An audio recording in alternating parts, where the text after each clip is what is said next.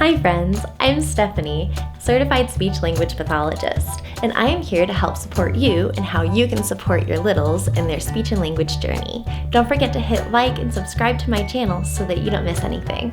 So today, let's talk about Parentese versus baby talk.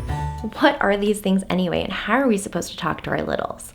Well, let's break this down. Baby talk is how we imagine most people talk to their littles, where they're not using real words. Oh, look at your real face. Do you want some Wawa? These aren't real words. These are not teaching our littles real words, and it's not teaching our littles the grammar that we want them to use one day. Parentese is where we want to start. Parentese is typically used in a higher pitched voice, more rhythmic, it's a little softer and slower, and it helps get our littles' attention. It also helps present a clear model for them while you're speaking. What this is a good model for your littles.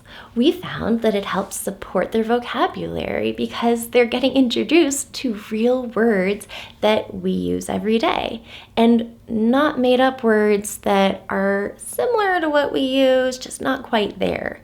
We want to be that good model for our littles. Our littles are little learners. They're working really hard and they're trying to figure out what you're saying. So you want to say clearly the real words. When you use baby talk, they're not learning those real words, and that's the biggest issue. We've also found that it helps provide them with those grammatical structures that we use every day.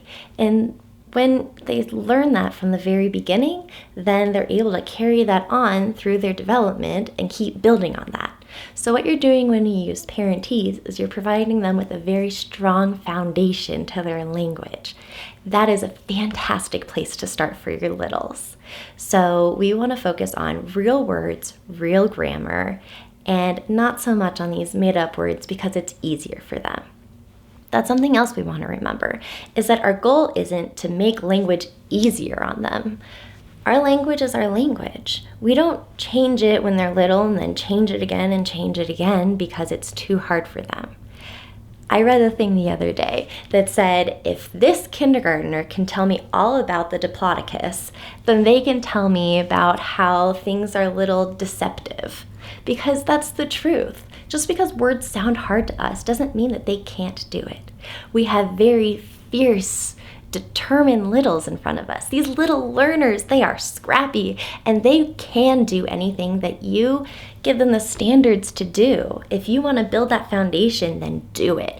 And that is where Parentese comes in.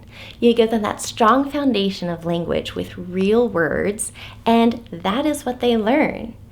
If you set lower standards for them, then they'll meet those standards. So if you only set the standards at Wawa for water, that's as far as they're gonna get. They won't be able to learn water on their own. They need you to present that to them. Parentese is also very supportive when it comes to working with your little's attention span. One thing we need to keep in mind is that our littles have very short attention spans. Our little learners are still growing, and so is their attention. So when we speak with this soft, rhythmic voice, it's very welcoming to them to where it is not overstimulating their brains, so they're able to take in all the information that comes when you speak to them. They're watching our faces, they're watching what our lips and tongue are moving, they're watching our breathing as we speak, and that's a lot of information to take in on top of the sounds coming out of our mouths and these words that we're trying to teach them. So Parentese is able to support their attention, keep them watching and listening and taking in all the information all at once. Another thing that Parentese supports is word output from our little. Now, how is that connected to the things that they're hearing? Well, first step is understanding. Our littles have to understand what we're saying. And as they continue to understand, they're able to put out more. What comes in, goes out. So I hope this was helpful. Make sure to subscribe to my channel so that you don't miss anything. Talk to you later.